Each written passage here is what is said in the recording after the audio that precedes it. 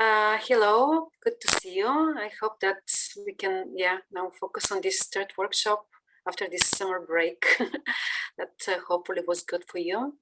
So today we have two speakers, Mihaela Constantinescu from Romania and Vladan Joler from Serbia. I'm very glad that they accepted our invitation and will spend some time with us and give their expertise and point of view towards the topic. Just to let you know that Mihaela was recommended to us by the AI community in Romania, and it was really at the very beginning of the project, but then we discussed with her that she preferred this topic of bias because it's closer to her field of working in research. And then Vladan Joler was recommended to us by Katerina, our project fellow. So thank you, Katerina, for this. And we are also happy that he accepted the invitation, is today with us. So we will start with these expert talks. So first in row is Mihaela. A few words about her. Maybe you read already her bio, but very shortly, to tell you again that she's a principal investigator of the National Research Grant on Collective Moral Responsibility from Organizations to Artificial Systems, a re-evaluation of the Aristotelian framework, carried within the University of Bucharest, where she focused on the normative interplay between the concepts of collective moral responsibility and moral agency in relation to individuals, organizations, and AI. She received her PhD in moral philosophy from the Faculty of Philosophy, University of Bucharest, where she currently holds a position as an associate lecturer. A former postdoctoral fellow of the Research Institute of the University of Bucharest, Mihaela is also executive director of the Research Center in Applied Ethics and member of the Romanian Young Academy. Her research interests include virtue ethics, business ethics, and philosophy of technology, with academic papers published in journals such as Business Ethics, etc. So I will also maybe now I give the floor to Mihaela, and then I'm going to present also Vladan shortly before his talks.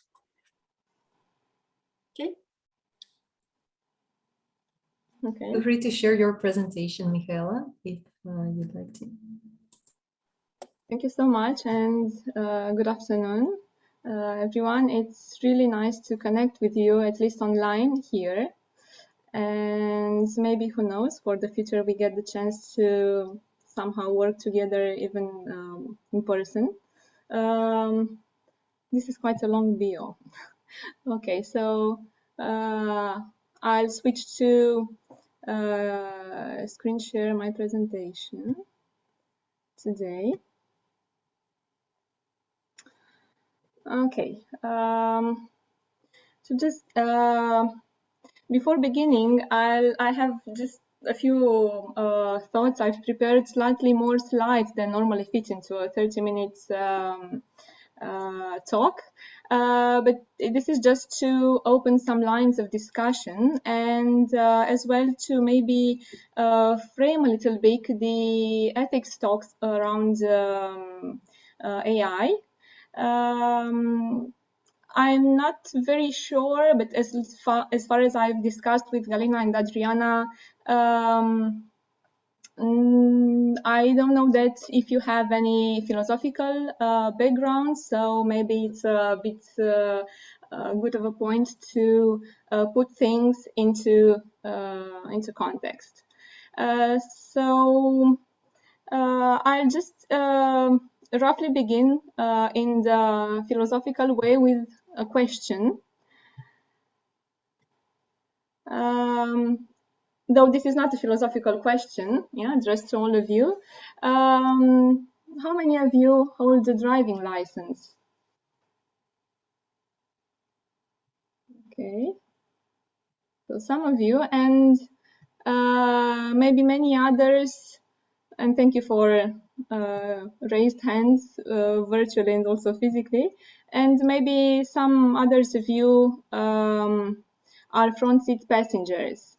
You probably already know, but if you haven't found out about the car crash test bias, the report that was released about 2 years ago, showing that women drivers and front seat passengers present relevantly higher risk of being injured and even killed in car crashes compared to men. And this seems to be happening because of the fact that the car crash test dummies represent an average male person. And even when car crash test dummies are used in the form of a female body, they don't really go and follow the female biology.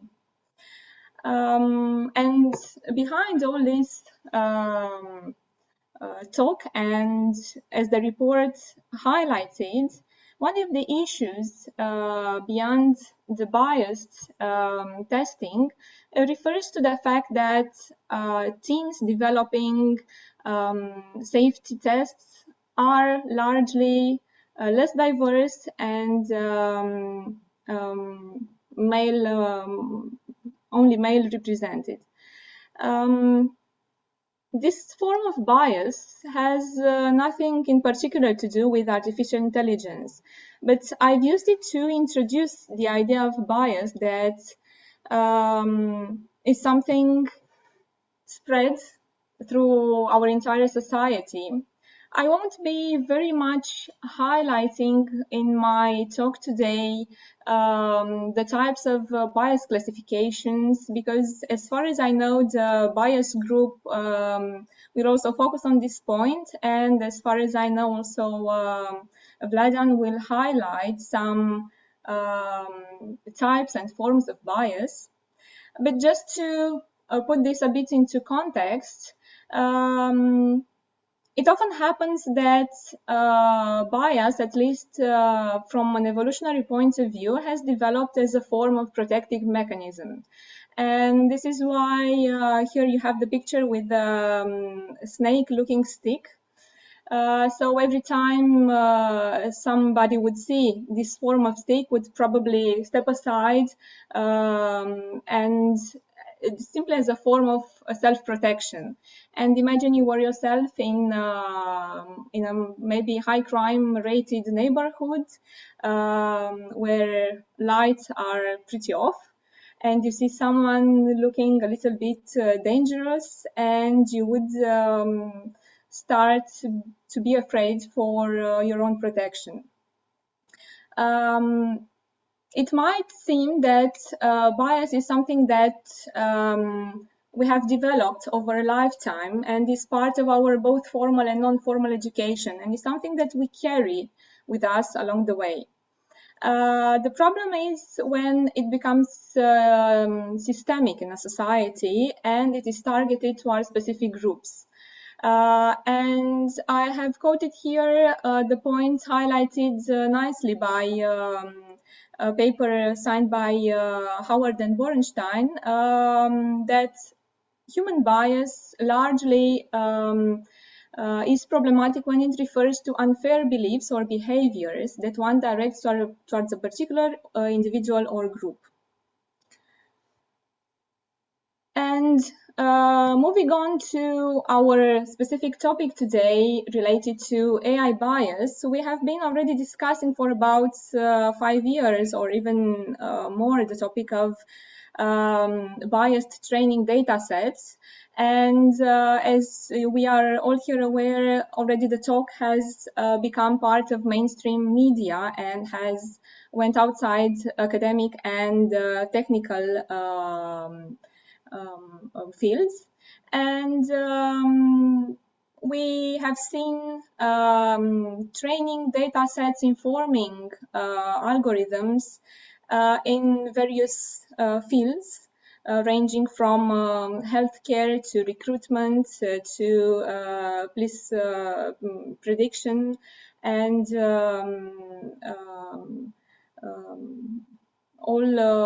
all sorts of fields, including most algorithms used for surveillance. The problem which I would like to focus on today is that we tend to trust algorithms a little bit too much.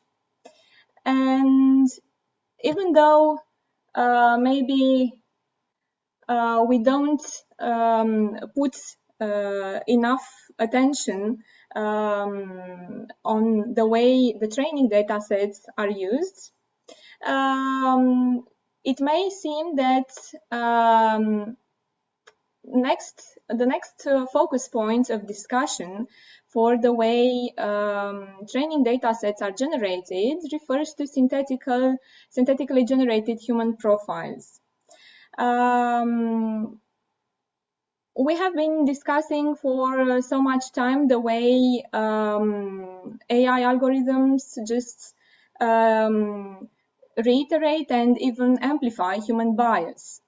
But currently, given all sorts of reasons ranging from cost, time, and scalability, the next step in training data sets seems to be synthetically generated data sets, which of course raise some new issues for discussions.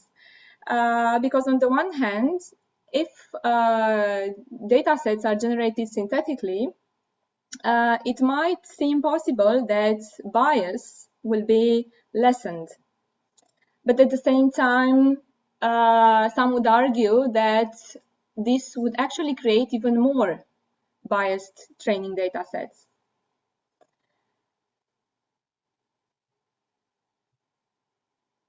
And one related discussion, or maybe the most important even discussion related to bias, is if and how bias can be reduced when it comes to data sets used for training deep learning algorithms.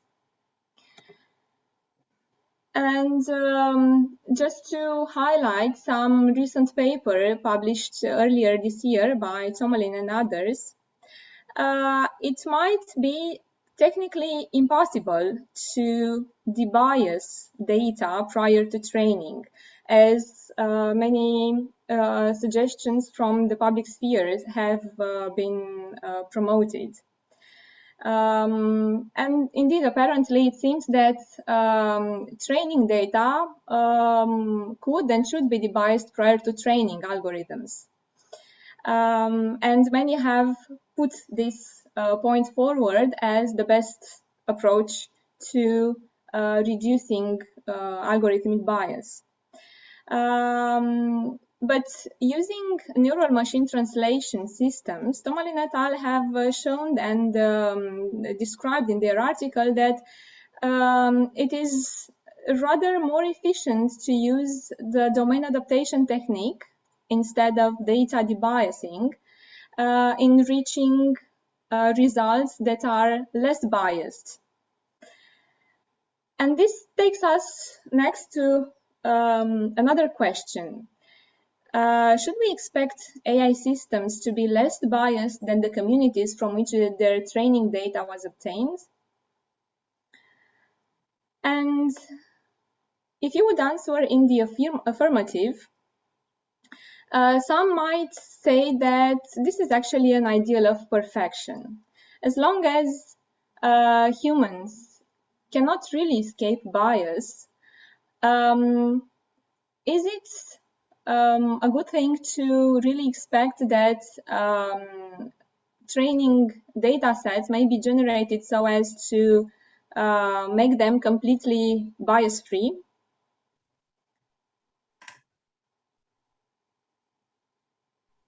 And this actually takes us, and I'm going to make a step behind and put this a little bit in the higher or in the broader picture around discussions over AI use and deployment, because this is an older point that has been highlighted in the machine ethics literature And we still have debates today in the philosophical spheres concerning the possibility to build moral machines, and specifically moral machines that use deep learning AI.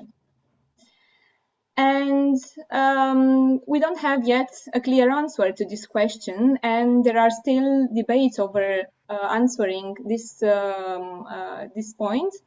But as long as someone would answer in the affirmative, the next thing to discuss would be if such a moral machine or a moral machine relying on ethical algorithms would finally qualify as a morally responsible entity.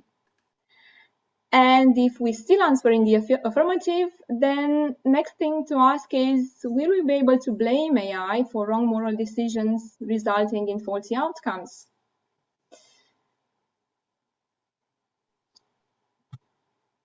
And let's maybe take the well-known example of driverless cars as an example of robotic systems using AI-powered systems.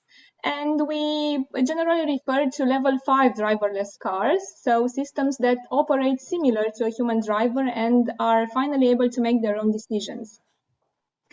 And philosophers and technicians have been debating over trolley problem types of decisions that apparently level 5 driverless cars seem to need to take in practice. So for the last 3 to 5 years, this has been a mainstream debate over robotic AI systems, because of course there are situations where in limited accidents, these cars need to decide who is to be harmed or protected. Is it the driver? Is it the pedestrians? Is it the cyclists? And this type of problem is actually, the trolley problem is actually something that Philippa Foot has many decades ago developed to describe and to frame moral decision-making and ethical frameworks that philosophers used to discuss moral decision-making. And this is the classical trolley problem, which I wanted to refer to because this basic classical trolley problem is the one which informs current debates today over possible choices that driverless cars need to make. Just to see whether to insist on this, on the classical form or not, have you been already maybe discussing over the program or in another context the trolley problems? Because I can then easily go past it. So maybe just we haven't discussed it, but it's popular example. But go ahead. I mean, I think it's good to mention it. Yes. Okay, so just to restate the classical one, and I'm going just to quote from the slides and ask you to give it a real thought. So running train is completely out of control. In its way, there are 5 people who were tied to the rail by a criminal. Fortunately, there is a switch and a detour line, but another man is tied to the detour line. You know that the fate of these people depends only on you. If you do nothing, the train will kill 5 people.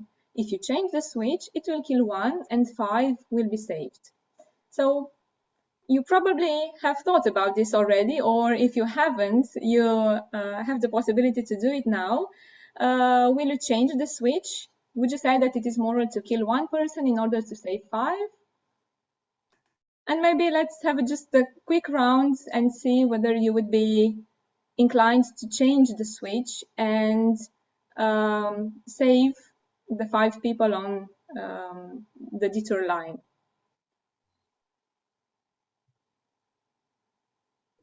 So who would change the switch? Just to make the question simpler. And you could maybe use the raise hand option so that we have simpler count.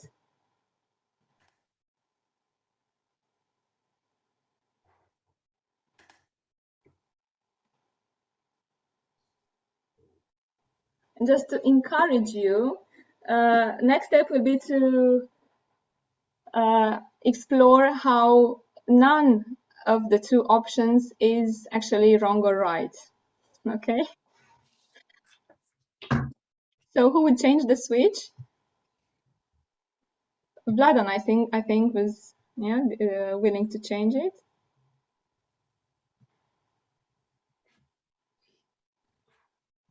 I think when I was much younger, I thought it was the very easy solution to switch, but in time I learned that there are more implications to that. So I don't have a clear answer for myself yet. Of course, this type of trolley framing was criticized both in its initial philosophical use and in the way it was used to frame decisions that may be sometimes taken by driverless cars. But still, it is a way to frame some directions of ethical decision making. And I'm going to briefly refer to ethical theories that have been broadly put forward, both in discussions on driverless cars and, generally speaking, in discussions over AI algorithms, and then can also inform discussions about AI bias. So for those of you who would not change the switch, killing and deciding to kill one in order to save five, you would probably adhere or partly adhere to Kantian ethics, which can be understood as an ethics of respect for persons and broadly put as deontologic ethics. Where the highlight is on the fact that no single person is intrinsically more important than another one.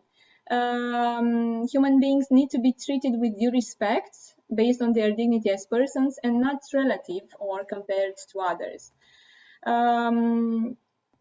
And from this point of view, it wouldn't be acceptable to use some other person just to benefit others.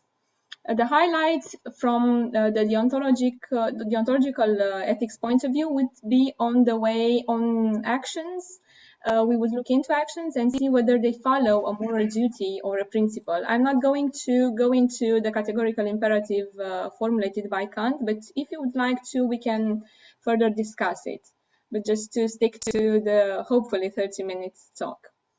And then for those of you who would actually revert the switch and think that it would be better to spare the lives of five, you would probably be more inclined towards an ethics of general happiness or utilitarianism. And in its classical form, the principle of utility or of greatest happiness would say that actions are right in proportion as they tend to promote the greatest amount of happiness for the greatest number of people. So utilitarian ethics would rather prescribe us to do the greater good that we can do in a specific situation, taking into account all those involved. And it is usually the type of ethics that is used in extreme situations, in catastrophic settings, after an earthquake, for instance, or in the battlefield. And it is part of the larger family of consequentialist ethics because it focuses on the consequences of actions and see how the balance between benefits and harms is positive. And this is the way a moral or a right decision or action is taken. But then Adriana has already highlighted that there are a lot of nuances involved in framing in the way the trolley problem is framed. So just think if the person who did not change the switch did this out of indifference or out of racist reasons or felt no regret whatsoever. So besides these two main dominant ethical theories, I would highlight and bring into discussion virtue ethics, rooted back to Aristotle, but not only. An ethics that takes into account not only the actions, but also the character of the person performing them. And in Aristotelian virtue ethics, a virtuous person would always make the right decisions for the right reasons and in the right circumstances. And the highlight here would be that virtue ethics would not give an one-size-fits-all rule to tackle all the situations, but rather would look into the specific circumstances of action. And this is what a virtuous person understands and is educated to do throughout his or her life. So this was a brief theoretical background related to frameworks for moral evaluation. And these types of theories go beyond our simple moral intuitions and usually tell us why certain actions or attitudes are moral or immoral. And going back to AI bias and the ethical guidelines that are currently available to suggest the way AI should be deployed, most of the guidelines today are rather written following top-down approaches, so based mostly on utilitarian or deontologist ethics. And this has the main disadvantage that they might be used in practice as simply a thick box ethic. So just simply state that you have put the algorithm through the guideline and everything seems good, which also raises concerns regarding ethics washing or ethics shopping.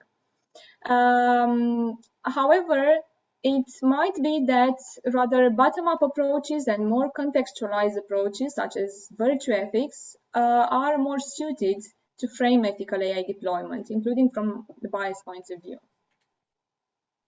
And this is mainly what we are doing on the research project concerning collective moral responsibility. We are evaluating the way Aristotelian framework is able to inform the way we frame moral responsibility around deploying AI systems. And I'm not going to go very in detail, but the main question that guides our research project is who bears moral responsibility for the decisions based on AI inputs. And of course, there is a whole nexus of interrelated responsibilities concerning both, and not only both, but all deployers, developers, programmers, manufacturers, producers, including users, and some would even add the algorithm itself. Our work so far has centered on the fact that the only ones morally responsible for decisions based on AI inputs are humans. And of course, next thing to do is to see how the way moral responsibility of humans involved in AI deployment is interrelated. So for the next 2 or 3 slides, I have briefly referred to the concept of moral responsibility, but I'm not going to go through it because we have the discussion session and maybe the breakout session to use to go into it a little bit deeper if you would be interested and it would be helpful for your projects here. But just to state that we are using Aristotelian-informed criteria for ascribing moral blame and praise. And going back to one of the main questions surrounding bias, be it human or AI bias, is whether we can avoid it. And my answer would be probably not, as you maybe already have deducted from the way I framed the issue. But what we can do is to go and use technology wisely, because the main point highlighted by the fact that we understand that AI training data sets reproduce and even amplify human bias is the fact that we actually should, not only we cannot, but we shouldn't trust AI algorithms the way we were inclined to do. And that maybe the ideal of having a moral machine might stick and remain a simple ideal. And to go on and use technology wisely in the upcoming century, maybe virtue ethics could bring some more insights from philosophy to inform the way AI is deployed, to focus on the context of moral communities in which AI is developed and deployed. And for instance, a way to revive virtue ethics in the context of technical and technological use is to refer to the technomoral virtues that Shannon Veller has nicely developed. And we can, of course, talk about this a little bit more in the discussion session. And just to close my talk, hopefully it did not go too much over my 30 minutes time. I have sketched here so maybe 3 main lines to look ahead and deal with AI bias and ethical issues, and more broadly ethical issues surrounding AI deployment, and want to refer to the use of AI open standards and multiple levels of regulation, going from soft to hard regulation when it comes to AI deployment. And the IEEE guidelines for ethically aligned designs for AI and autonomous systems has provided a nice framework to do this. And they have put forward a standard especially designed for algorithmic bias consideration. And then, of course, probably the best approach would be to follow a pluralistic ethical framework. And as you are already doing here, discuss this in multidisciplinary groups formed by researchers, and then go into participative approach with the community involvement, bring on those directly affected, but also those less represented. And some maybe 3 tools that have previously been generally successfully used when we have been discussing new and emerging technologies are the ethical Delphi methods, the ethical matrix, and the consensus building meetings. And which is something that I'm just sketching here and maybe discuss a little bit later or in depth with the group working on bias. And I'm just going to end with maybe an adaptation of the Rawlsian Maximin principle. So just asking, how can we develop rules for AI deployment that would bring most benefits to the least advantaged? And I'm just going to end with the main question of philosophical ethics, asking how should one live? And of course, in our technically informed century, how should we live with AI? Thank you.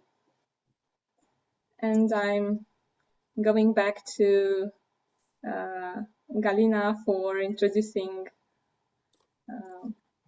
Jolan next. Thank you, Michaela. Very interesting talk, and you raise quite many issues, I think, that we can discuss further.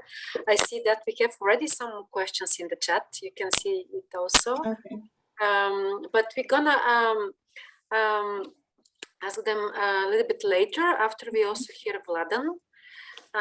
So shortly to present him. He also comes from this academic perspective, because he teaches in Novi Sad University, New Media Department.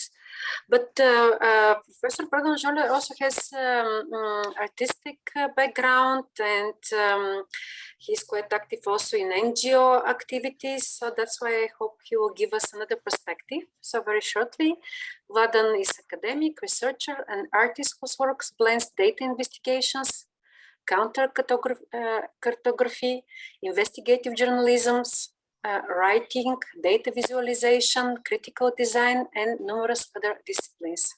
He explores and visualizes different technical and social aspects of algorithmic transparency, digital labor exploitation, invisible infrastructures, and many other contemporary phenomena in the intersection between technology and society.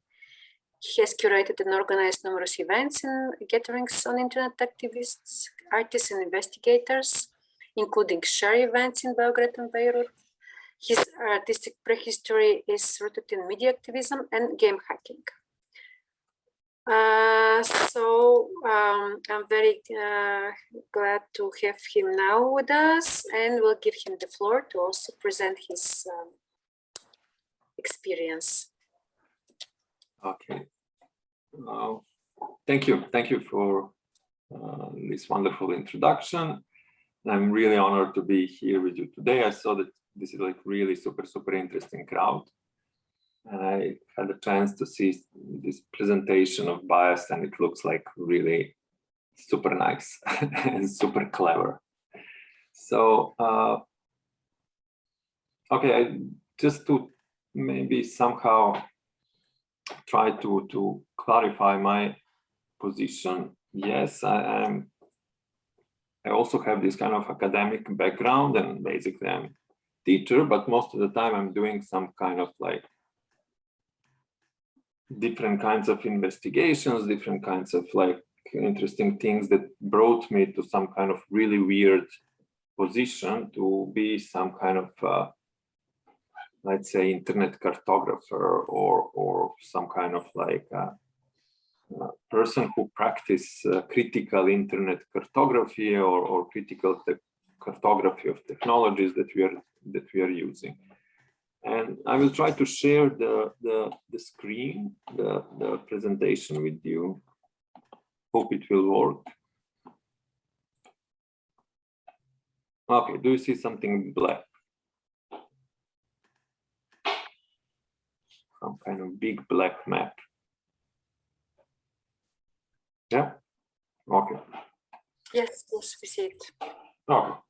So this work, it's called Anatomy of an AI System, and this work is never meant to be presented as an art, and but somehow it at the end, or never meant to be presented as a design as well, but somehow at the end it finished in the biggest museums and galleries in the world, such as like Museum of Modern Art, Victorian and Albert Museum, as some kind of art object, you know, and then it won some kind of award for the design of the year, and in some also competition for design of the decade.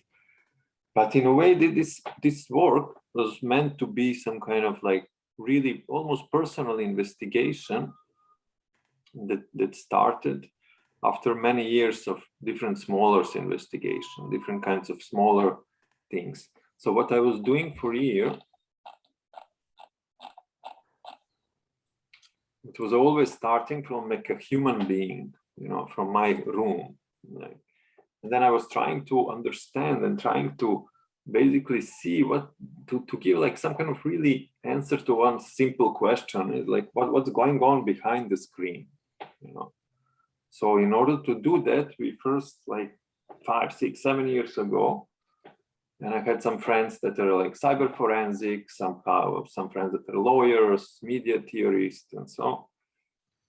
So we were basically trying to find a way how to explore those invisible landscapes, invisible layers of technology. So for example, we were like trace routing the internet and then creating some kind of I don't know, network maps that looks like this, trying to understand how internet topography works. And then we were like going deeper and deeper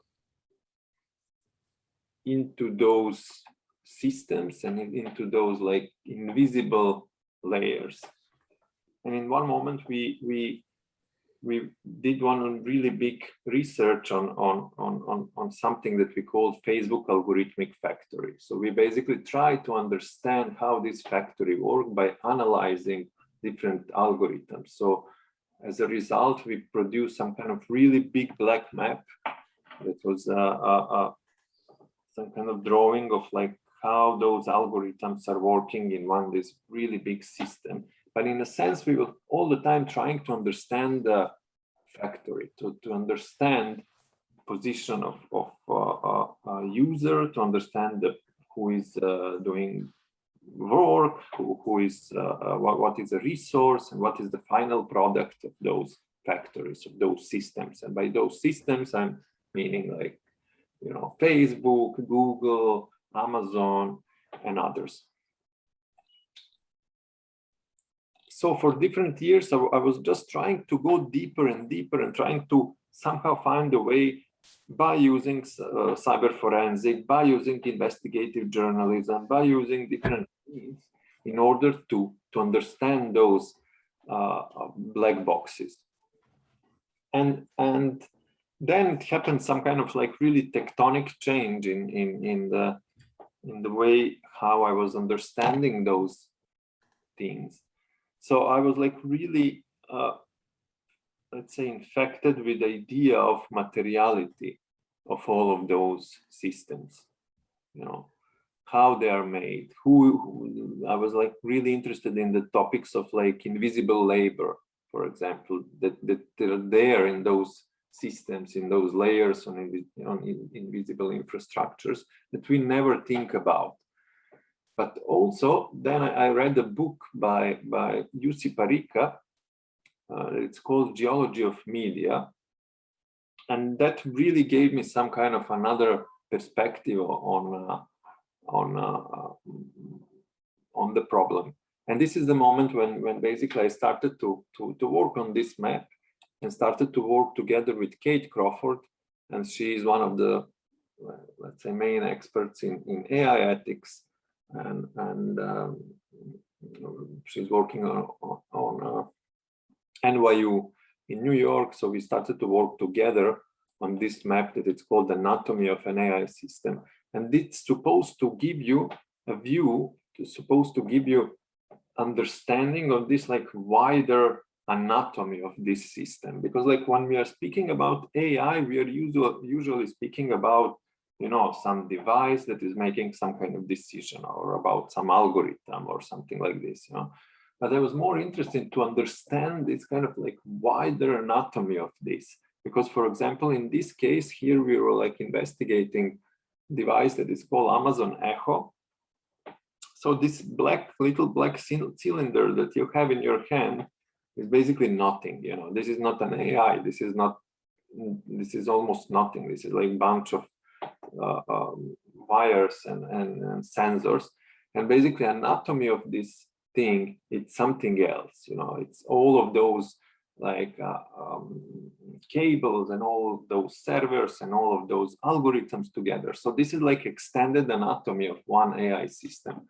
So, and this is what I wanted to understand. But then by reading Jussi Parikka, I understand that, okay, if this middle part of this map is this kind of extended anatomy, it is basically device and then network, and then servers, and then behind servers you have like neural networks and different models, and behind them then you have a processes of like learning those models, and then behind them you have data sets, behind data sets you have knowledge, behind knowledge you have I don't know what. So this is like this kind of vertical anatomy of this device. But then what Jussi Parikka was saying is, he was saying like, let's try to think about those systems from the point of geology. And then I started basically to look at them like there were like 50 or 60 years ago, all of those systems and all of those hardware that is part of this infrastructure were basically different kinds of metals, different kinds of elements. So I started to investigate like contemporary art, contemporary AI, by trying to understand the elements that they are made of, and then trying to follow the story from those elements to the infrastructure that we have now.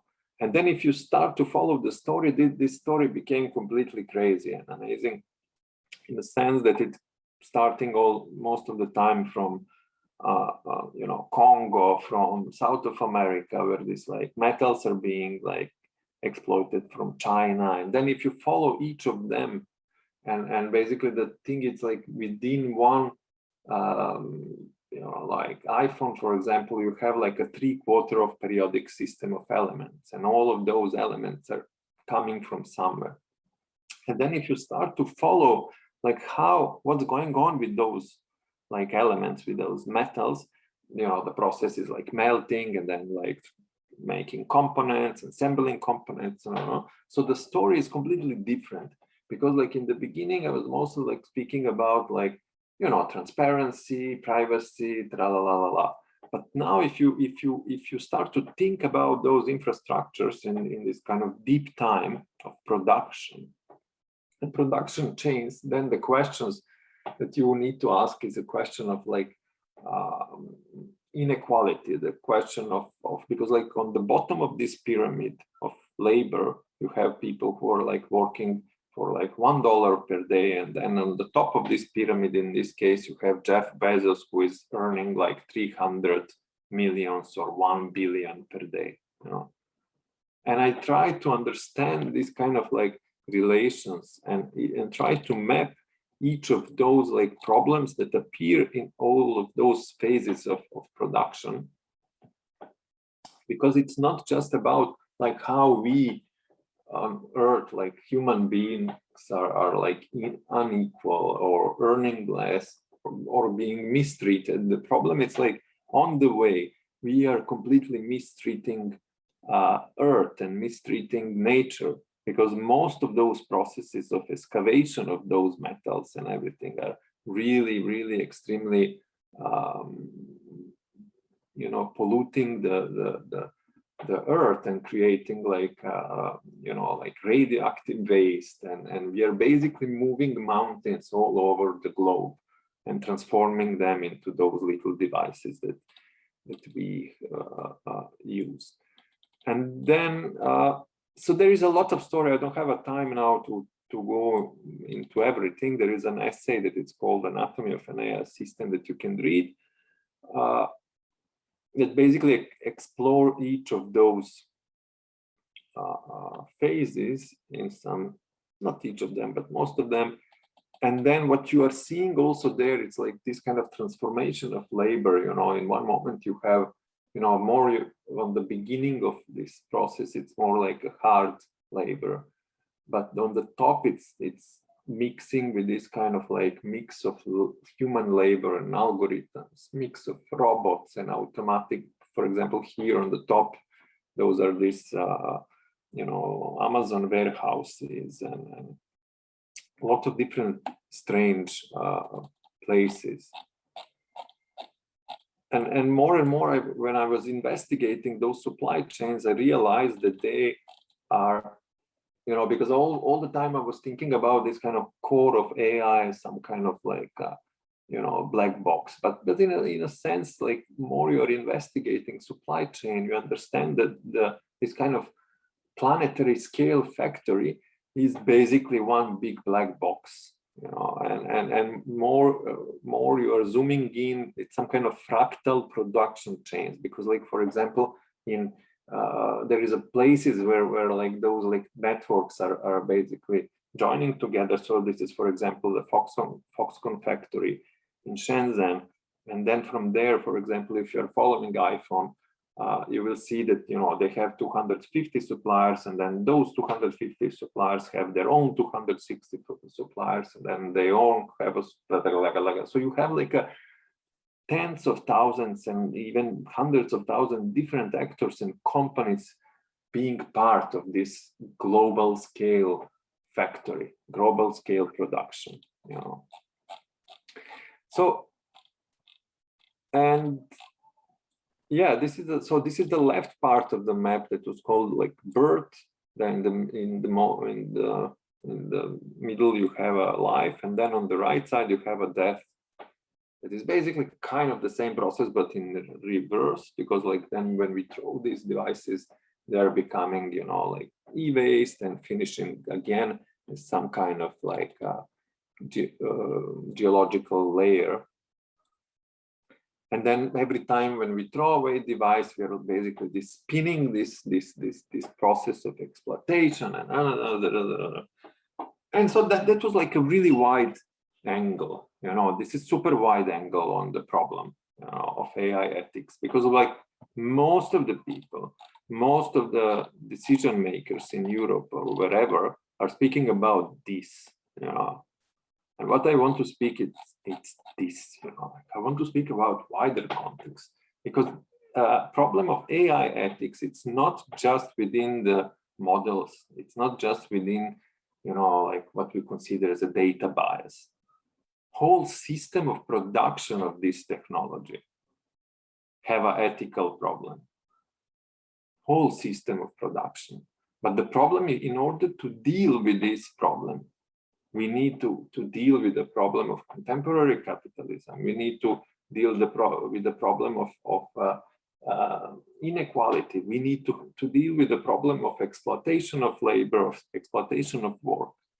And more you are examining process of artificial intelligence, more you are able to see that there is not much artificial in it.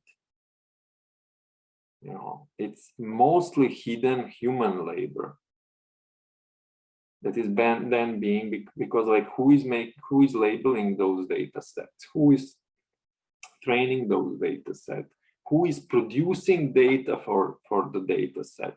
So each of us are eventually part of this production, and each of us are part of one part of this production. So in a way, this is some kind of what I'm speaking now. It looks like this kind of like new materiality, or like some kind of like AI Marxism or whatever. But I'm really interested in this kind of issues of labor, you know, issues of like invisible labor, invisible infrastructures, and so on. And then the thing is like, most of the time what Californian ideology is trying to give us as give us as some kind of like a screen to look at is always described in this kind of, you know, like a cloud, ephemeric thing, like cloud, artificial intelligence. None of them exist at all. Neither artificial intelligence, neither cloud. Those are all machines and people that are together mixed in some kind of crazy mix, that are most of the time combined together in this kind of like forms in order to produce some profit for someone, in order to automatize some process that will change, you know, like something. Even idea of if you follow, and this is something that I'm working on NYU now with Kate Crawford. It's this kind of deep history of an AI and those technologies of power. And if you reverse like 400 or 500 years ago, or like for example to the time of Babbage, when he made like a first computer, let's say, he made first computer in order to automatize labor of something that was then called computers, and that was like mostly women calculating in some kind of algorithmic structure, order, some kind of complex processes. So idea of creation of computers came from idea of automatization of human labor, you know. So this was like, you know, this anatomy of an AI system. And what was like interesting about this one is that, and why it was at the end so present in those like let's say circles of art and even in a lot of classrooms around the world, is this idea that we somehow manage in this map to combine few different things together. We managed to combine, because usually we are speaking relation, when we speak about ethics, we are speaking about relation between computers and human beings or societies. But if we put nature into equation and start to think about this as a triangle between nature, society, or human beings and computers, then it's completely different, because then you need to account this idea of computation that is taking so much power, that is taking so much energy, that is taking so much coal, because at the end, all of those machines are burning some coal that are then somebody digging, and so on, so on, so on, so on. And then after that, I continue this investigation but in a bit different way, together with one philosopher.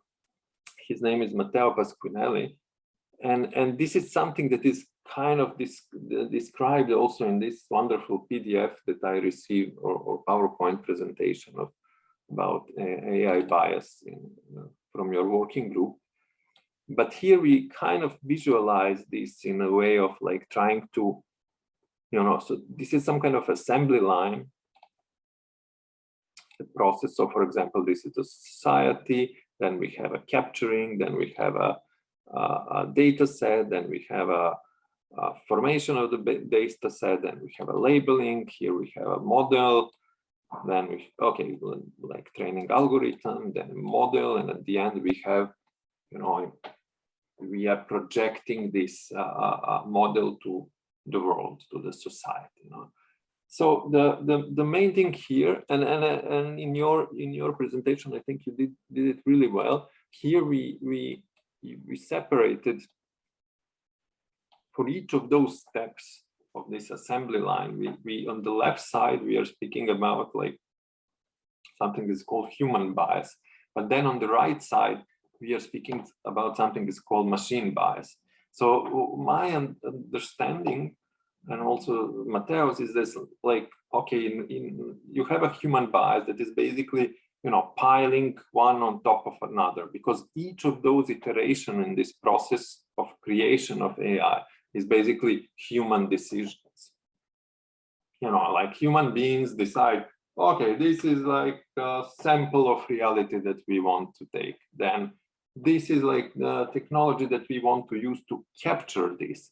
Then this is the data set. Then we are going to label. So those are all like human decisions, and each of those decisions are basically embedding new layers of bias. And then on the other side, each of those steps are defined by different kinds of technologies that we use. So for example, the camera have its own machine bias. It has certain amount of pixels, it is like pointed somewhere.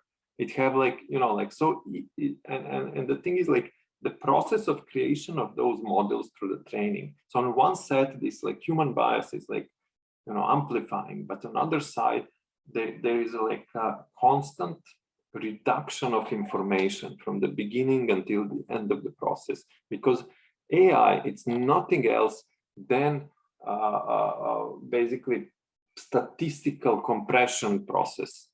We are taking huge amount of data, huge amount of data, and then compressing into something that is basically a model. And then in this process of compression, I found, because like this kind of story about AI, human bias, machine bias, okay. But then when we went into thinking about like all of those, because like during the process of creation of those models, you have like different kinds of statistical processes. You have like, I don't know, curve fitting, interpolation, extrapolation, you have dimensionality reduction, you have topology of those networks, neural networks, for example, and so on. So basically what you are doing, you are most of the time like deleting a lot of information and compressing this information to some kind of, you know, statistical vector. And then I was thinking, you know, like this kind of like reducing information, it's a form of terror by itself, because like, you know, like what we are losing all the time, we are losing this kind of fine grains that sometimes define us as a human beings. And for example, in color, if we speak about culture, if we speak about art, we are this fine grain that is completely being deleted by the process of compression.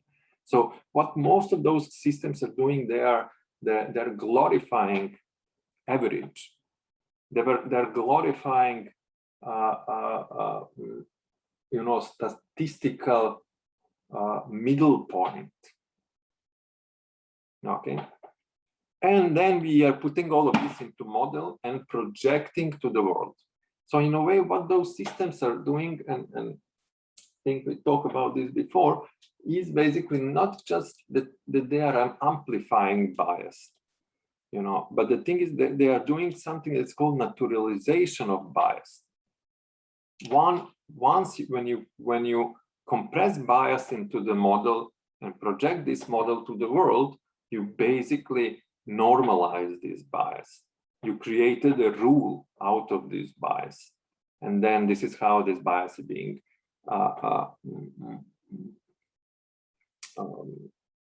you know, standardized as something, as a new standard, as a new reality. And here we also like listed several problems. It's like, you know, this, for example, regeneration of the old, undetection of the new, naturalization of the bias, power of normalization, calculation of surplus value, so on, so on.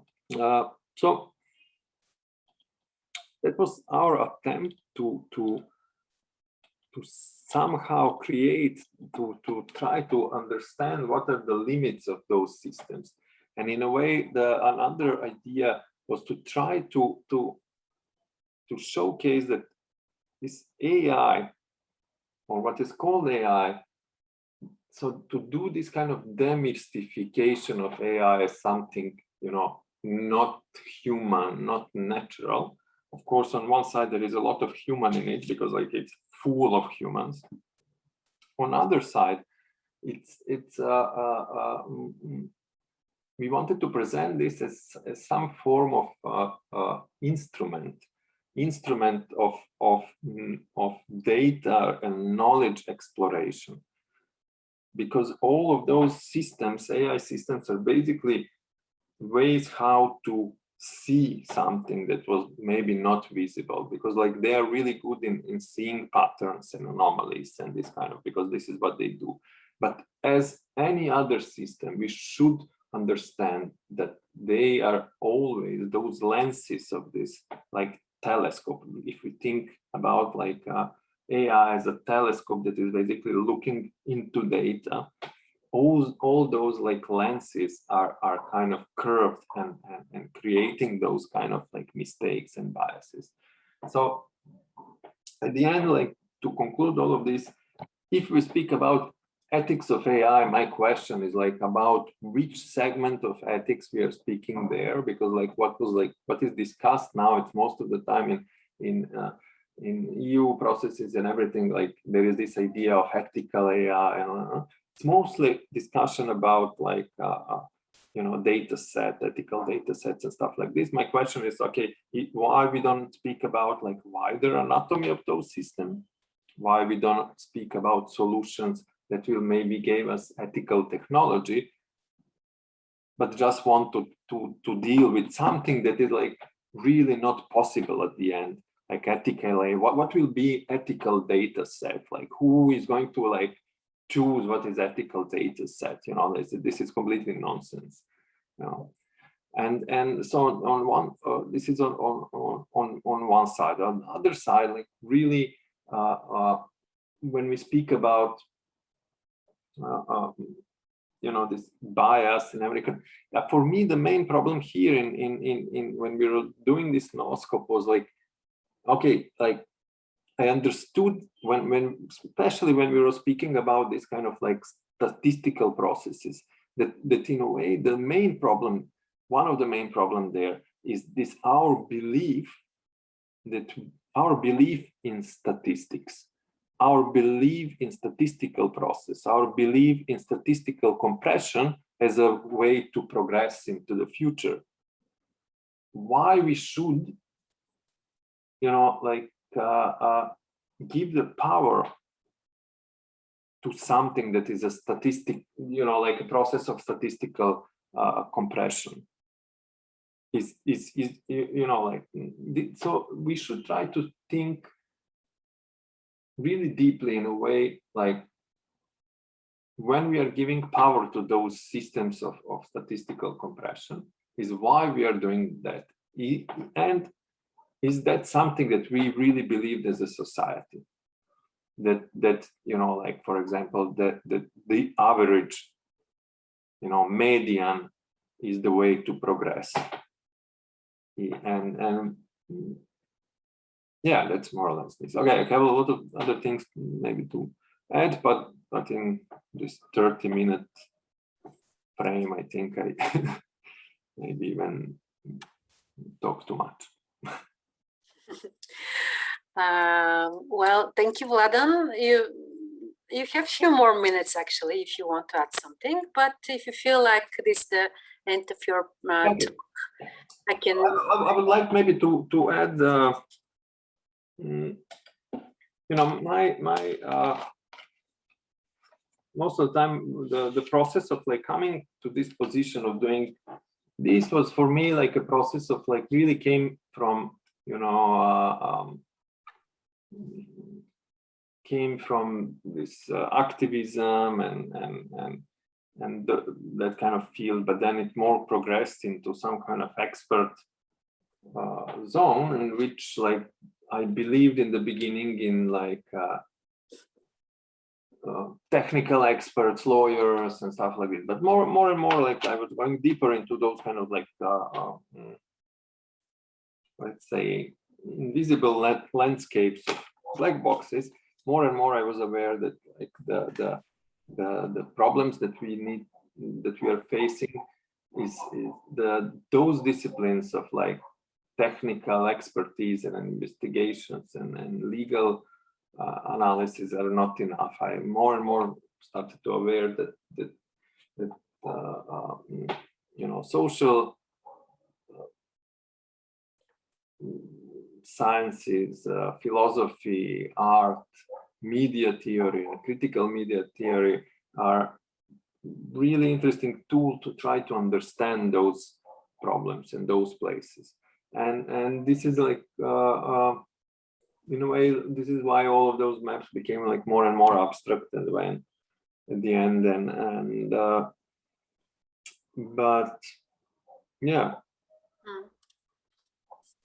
And then it's about what is also like another problem, and maybe we can leave this for Q&A, is this thing that like we live in the you know, even in academia and in like this kind of policy making, we live in some kind of like a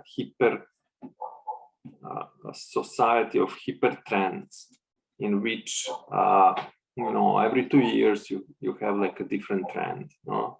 So like 2 years ago it was like about algorithmic transparency, 5 years ago it was like about big data, now it's about AI, you know. And the thing is, like, we as independent investigators or experts, and mostly coming from this academic field and stuff like this, we don't have enough time, because like companies that are producing those trends have like immense power to advance in such a speed that we cannot follow, either with like you know, policies, with regulations, with anything, you know. So we are witnessing some kind of like you know, really strange warfare in which like one side have a, you know, immense wealth and brain power as well, and we on the other side have no chance to follow that. Remember when we were doing this Facebook algorithms, I became like aware that, you know, like we needed like 1-2 years to draw this map, but at the end, like this map was like never like this, because like those algorithms were changing on the every day, you know, and you need like 1-2 years to investigate them, and we were even never in the position to study the effects of those technologies before they are being applied to the society. So we have like a constant basically experiment in real time going on, because all of those algorithms and AI systems and models are basically, in most of the cases, created just with one goal. It's to create more profit for the owners of those systems, you know. And if that's the goal, then I think and it is, then we are, you know, it's kind of nonsense to try to even dream of you know, society in which we will discuss, which we will, you know, apply all of those ethical AI, algorithmic, you know.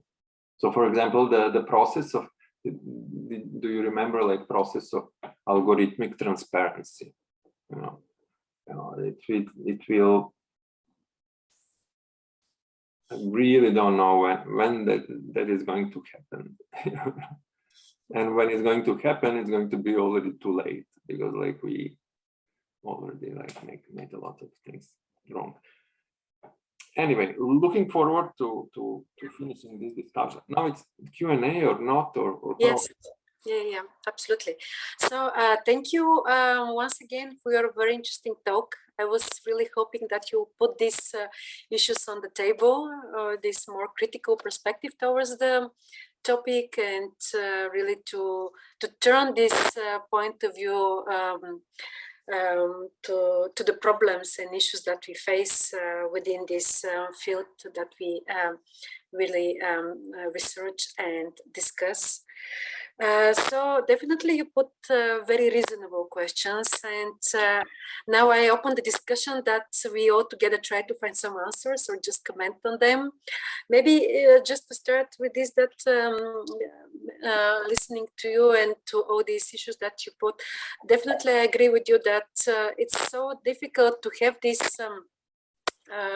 really how to say, role to be on the track with these innovations, because they're really, how to say, speed up and so rapidly developed, and they're really, how to say, not really giving us possibility to really to to know what is behind this system, because this is something that you raise. I mean, this invisibility of this internet system development and this statistical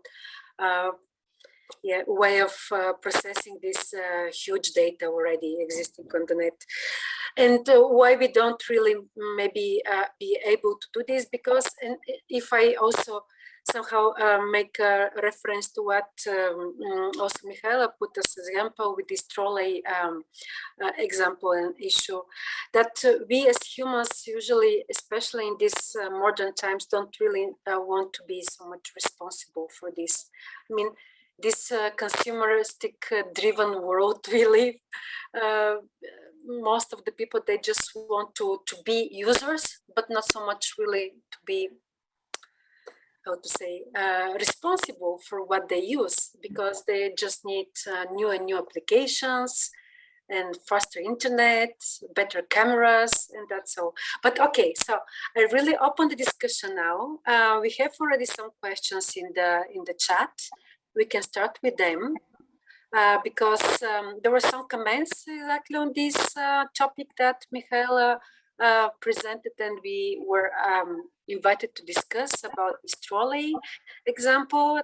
But maybe if we get to the first question in the chat, it's from Ivana. And she asked, how is training data generated? What is the methodology behind it? Even if you want to further maybe put your question, or just to give the floor to Mihaela to answer. Yeah. Well, thank you so much for the presentations together, Vlad and Mihaela. So I was interested in this point that you mentioned about the synthetic training data. So for me, it sounds really fascinating that you could generate something like that. So I don't know, maybe what kind of information or data or I don't know, methodology would they use or are already using into creation of that sets? Thank you. Thank you as well. I'm not I don't have a very in-depth knowledge of the technical issues behind synthetical data sets. And this is actually rather new technology. But they are using computer graphics. They are using data generation to just simulate a real world. Maybe a point of comparison would be with augmented reality and virtual reality that they are using, but at the same time they are drawing from already existing data sets. Maybe I can put maybe a link in the chat room to have a better view. And this might be some points of discussion for those of you with a technical background, because the problem with all discussions surrounding AI is actually the fact that it often happens that people coming from a technical background and from a technical field don't have the social sciences background, while those in social sciences don't have the technical grasping of the way AI and algorithms and data training sets are generated. And the unhappy effect is that we actually end up not really perfectly understanding the topic of discussion and the full implications of discussion. So this is why I'm really saluting this format of a program of the Goethe-Institut to put together in a team people with different backgrounds. If I remember, if I understand well this synthetic training data, maybe example is work from artist Adam Harvey.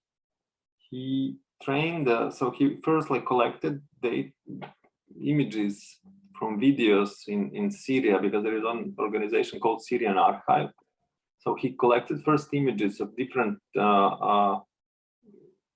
those mines and rockets, and then he identified them, and then he created 3D models out of them, and then he put them in Unreal Tournament engine. So he was able to have all of those mines from different angles and in different position, and then he used those images taken from the game for training of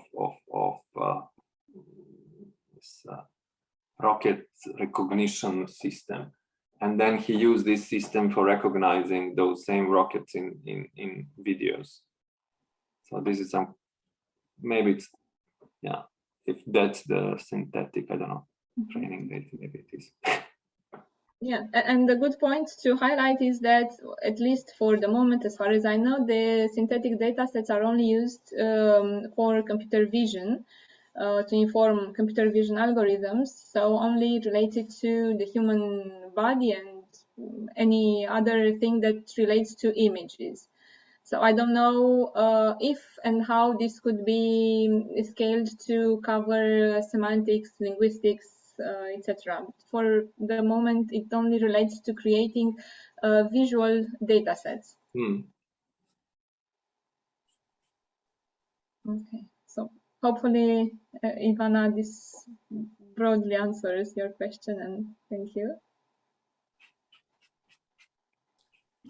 All right, there is another question addressed to you, Michaela, and it's from Stefania Budulan. Stefania, do you want to put your question, or I shall read it from the yes, sure. But before that, I think Nasir Muftik addressed the question, and I think it's the better way to start the discussion, because mine is in connection to that, and maybe they would like to present theirs first.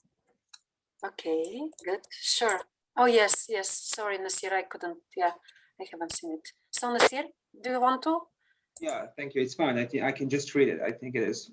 I think it should be clear at least. If humans can't make the right choice, why do we need artificial intelligence to be able to do so? And how many ethical questions, like the trolley problem we mentioned, occur in the real world? So is that really a problem? Thank you. Thank you as well. So I will just start with the last questions, I mean the reverse order. Trolley problems don't really occur that often in real life, and this is a good thing that you mentioned it.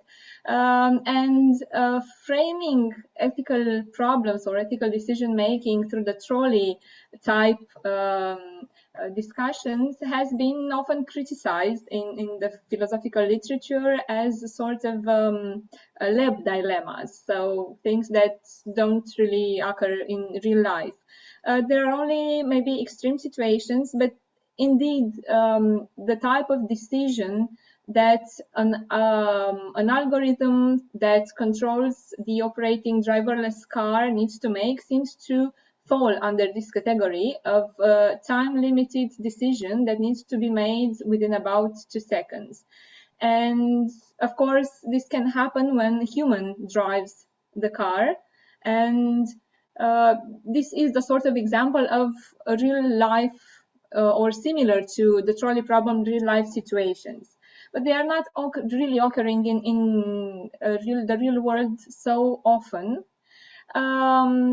However, one point of introducing the trolley problem related to ethical theories would be to see that in limited situations, ethical theories would prompt you to do some different actions.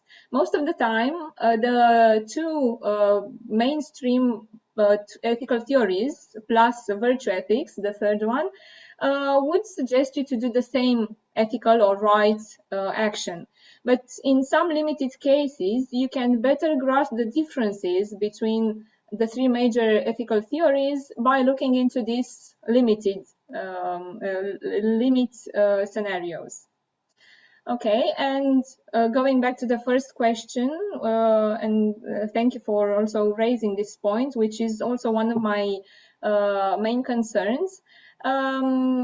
One argument that was brought about in advancing AI as making right choices of those who support the idea of moral machines, for instance, is that AI would be able to make even better moral decisions than humans because they would be less biased, which of course we have already seen that it is not the case. They would be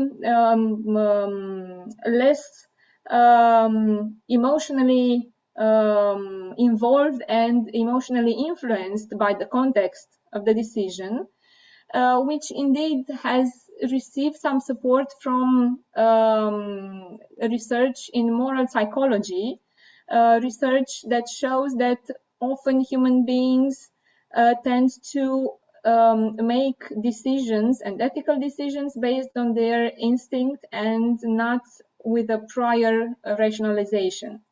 But again, these researches have their own limits, and not everyone agrees with research findings from moral psychology. for my own views, I would line up with those who hold that moral machines are not really possible and not even desirable in the real world. Which also goes further to Stefania's question. But let me see if I can add anything to Nasir, or is it fine to framing this way? And if, maybe if Vladan has something to add, and then we move on to Stefania. Well, I think like there is like, for example, when there was this like problem of fake news and Trump and all of those things happening with Facebook and stuff like this, and then there were like everyone, not everyone, but a lot of people are like advocating that Facebook need to solve that.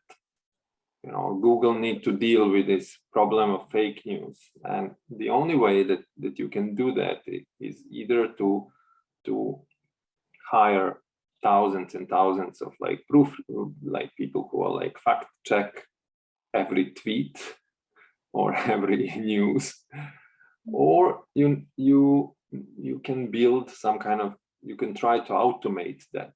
You know?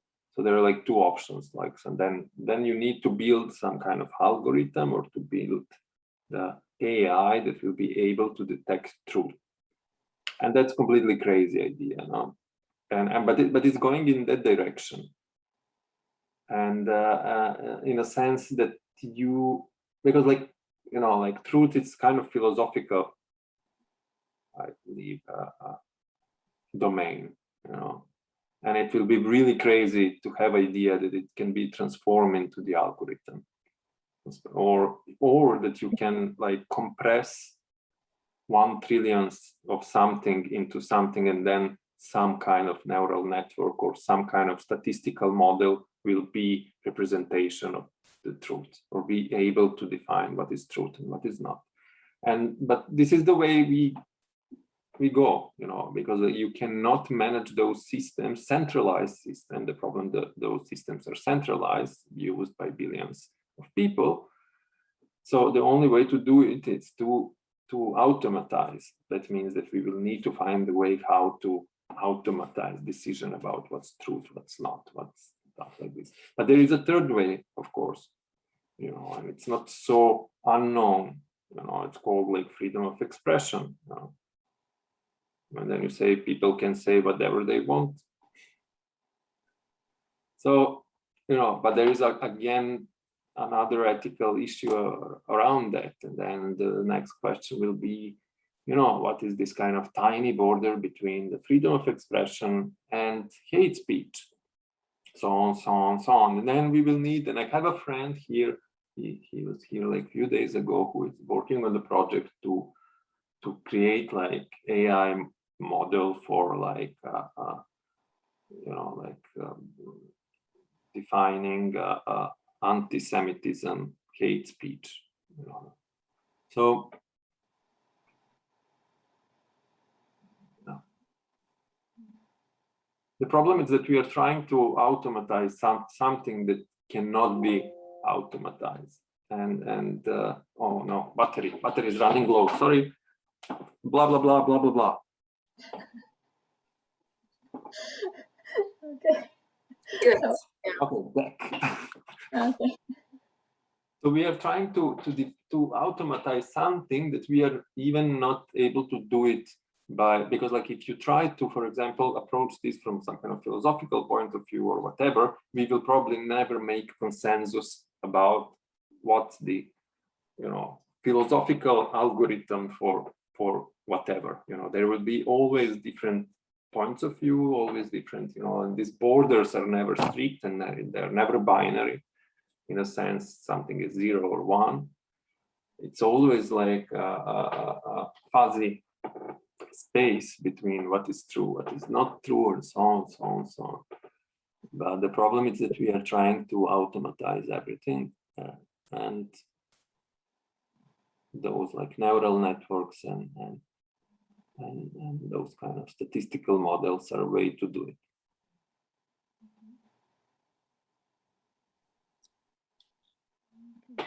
Okay, it's a very complex issue, but I guess we will not really manage to explore it entirely. So, Stefania, we move to the question, please.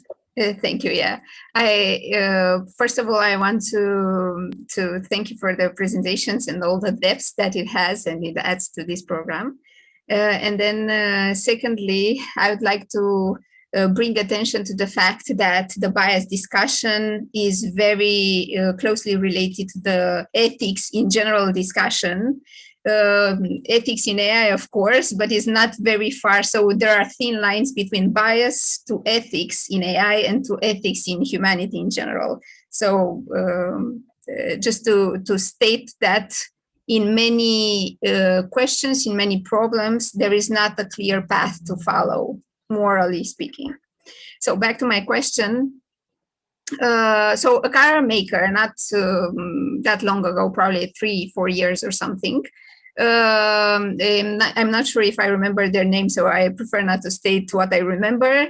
Publicly stated before announcing or right after announcing their own brand of self-driving cars, that whenever the case may be, if they would have to choose in implementing the car system, whenever they would have to choose between the life of the or the security of the passengers in the car, inside the vehicle, and the security and the life of the pedestrians or other traffic participants, they would always choose the safety of the passengers in their vehicle.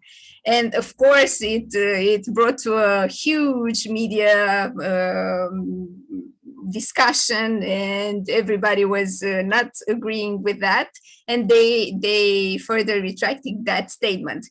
However, I am not sure that not doing so is the ethical way to go. So I wanted to ask Mihaela and of course Vladan if he wants to state his own point of view. Thank you. Many thanks, Stefania. We've actually already seen cars, driverless cars, tested by both Google and Tesla, resulting in even tragic incidents. So people were really killed in testing, and it was about people outside the car. So this actually happened in practice. There are a lot of bugs with computer vision that driverless cars use. And even if technology will soon result in 99% to 100% accuracy in identifying correctly the natural outset, my general point of view on this topic is that I would not leave it up to machines to decide over human lives. And this has two implications. One, that I would not delegate control to implement in the physical world an action that might result in killing someone, some being, and maybe not only human beings, to a machine operating probably on AI. And the other implication is that I would fully delineate moral responsibility and then legal responsibility to humans involved in deploying a robotic system relying on AI. So yeah, basically this would be my point of view, and I will leave Vladan to add.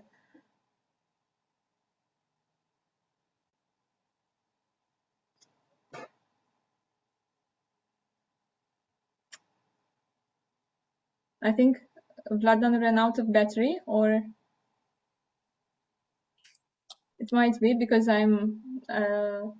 Yeah, we lost him somehow. So, well, maybe if he's not really able to go on with this question, maybe he'll come back to this later on.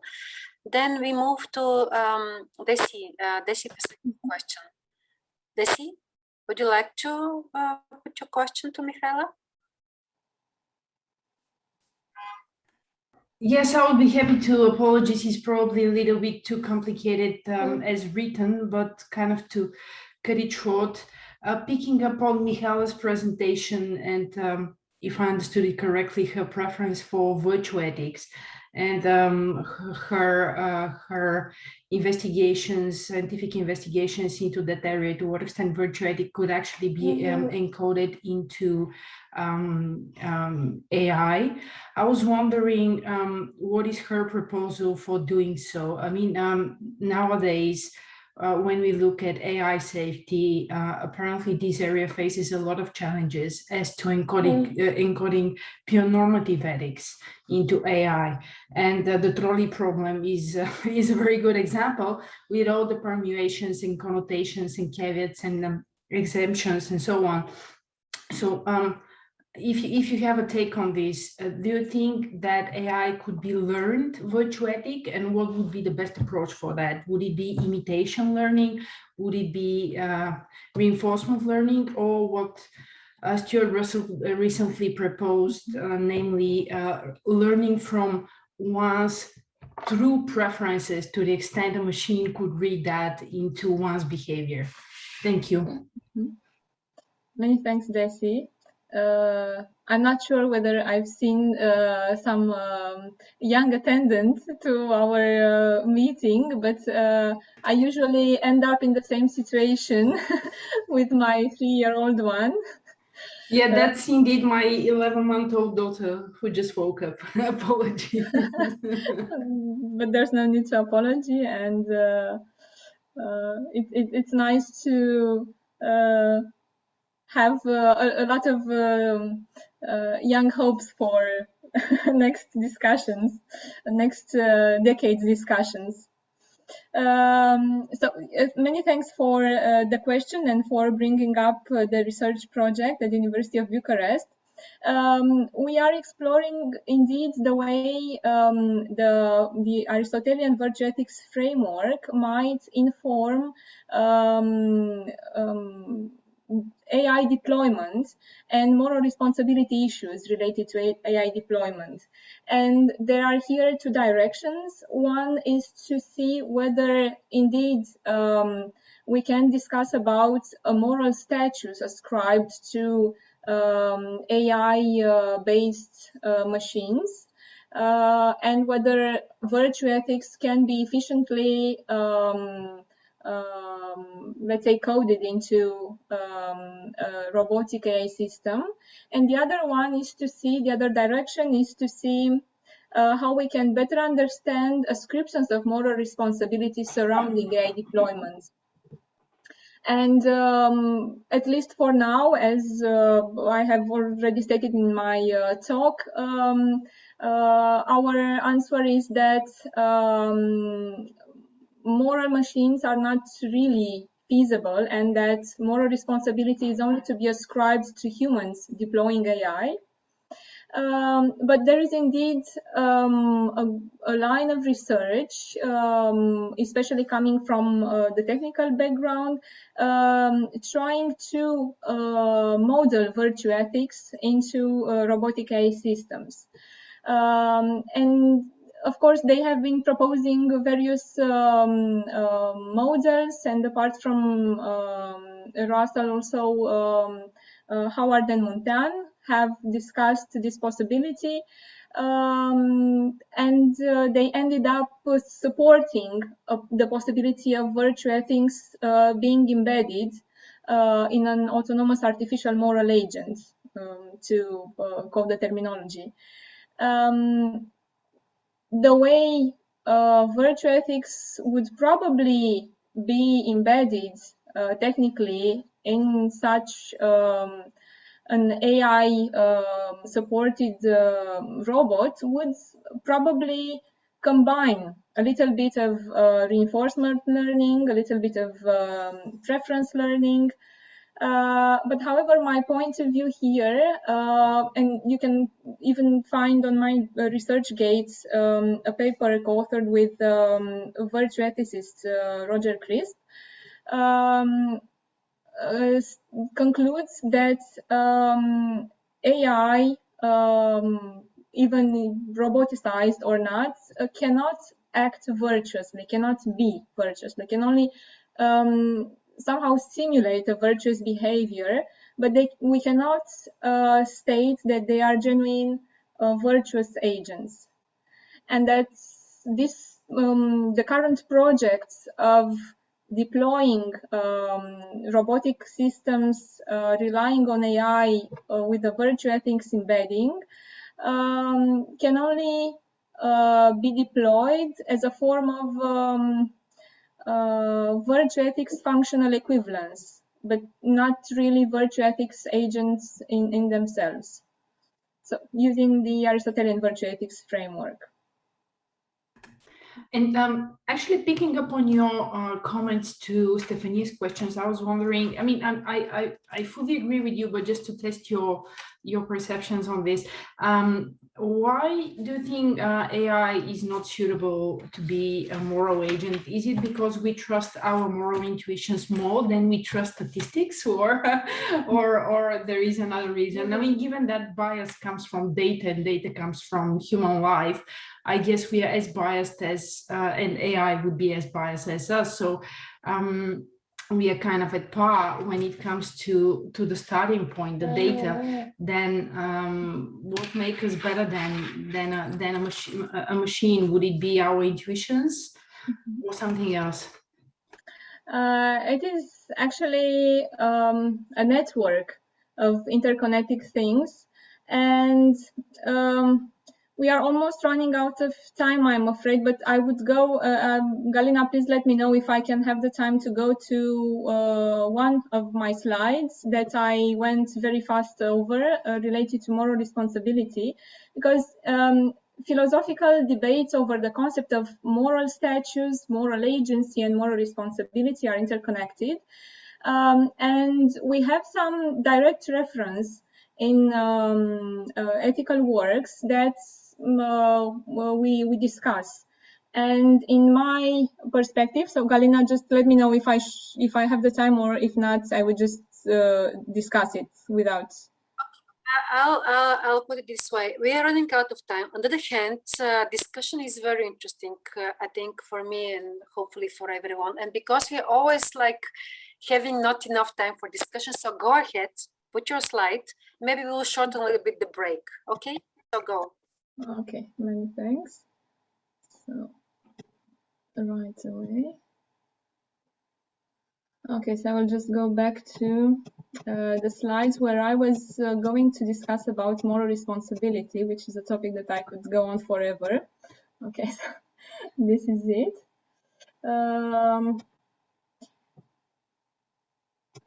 So basically being, okay, so this, just go to this one. So basically, the whole idea of being a moral agent equals to being a morally responsible agent. And what the framework that I'm working with in the Aristotelian virtue ethics context is the one presented in the Nicomachean Ethics. And although Aristotle doesn't use the expression moral responsibility, in his work, he discusses about criteria that we can use to ascribe moral blame and praise to an individual, to an agent. And there are basically two broad criteria referring to the possibility of the agent to act voluntarily, so voluntary action, and the possibility that the agent acts based on a deliberate decision. And each of the two main criteria can be split up in several sub-criteria, resulting in what you can see on the right side, the four criteria. This is something which I have delineated from Aristotelian work as being criteria to ascribe moral responsibility and to consider that an entity is a moral agent. And briefly put, these mean that the agents themselves caused the action and did not act by external force. To give you Aristotle's own example, a crew that is on a boat cannot be said to act by themselves as long as the boat is carried by the wind. And fast forward moving to our days, someone acting up under hypnosis cannot be said to initiate the action by themselves. Another criterion refers to the agent knowing the particular circumstances of their action, so not being ignorant. The agent would need to know what are the implications of their agent, who are the ones involved. For instance, if you give someone, and I'm also quoting on Aristotelian example, if you give someone to drink some water to quench their thirst, but that water is poisoned, you will be exempted from moral responsibility as scribe because you couldn't possibly know that that water was poisoned, more or less. An example. And another criterion related to the need for voluntary action is that the agent acts freely without being coerced. And you can here refer to physical or psychological coercion. So, for instance, someone who is threatened and does a reprehensible act while being threatened is not in the position to really exert moral agency and moral responsibility in that particular context. And finally, to be a morally responsible agent or to be a moral agent, you need to be able to make a deliberate decision, to deliberate. So to make a rational or premeditated decision, to be able to foresee the moral implications of your actions. And in the Aristotelian context, only the first three criteria could be, for instance, met by children who are not full moral agents because they cannot meet the last one. And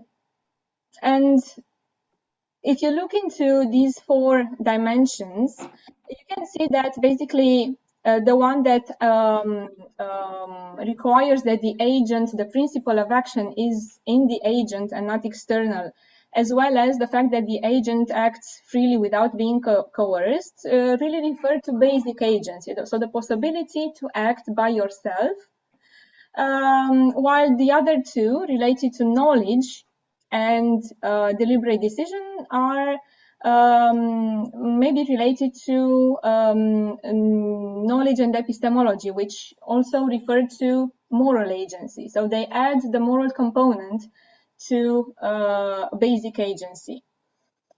So to come back, we can picture the entire idea of being a moral agent on two levels, having the basic possibility to act in the real world and then to act morally. And the problem with a robotic AI system is that it isn't capable of meeting these requirements. Of course, you can use various sets of criteria to inform what a moral agent is all about. We don't all in philosophical circles refer to the same criteria, but basically what we understand today through moral responsibility and moral status and what refers to a moral agent goes back to Aristotelian ethics. And if you look into each of the four criteria, you can find enough reasons to deny moral status and moral agency to robotic AI systems. And basically, this, first of all, this has to do with the fact that they are humanly generated. And then, Mihaela, I'm to interrupt you. I mean, it's very interesting. I assume that, and I totally agree that it's so good to go on this way, but I think it's very important now to make a break, just to stop for a while.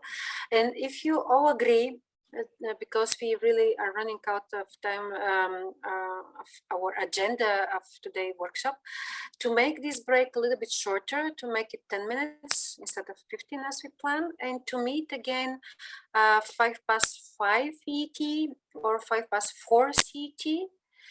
And then we will listen the trio presentation working on bias topic. And later on, we have again like group discussion with Michaela and Vladan. And I truly hope we can go on these topics that our fellows already raised. So we will have again time to debate with you.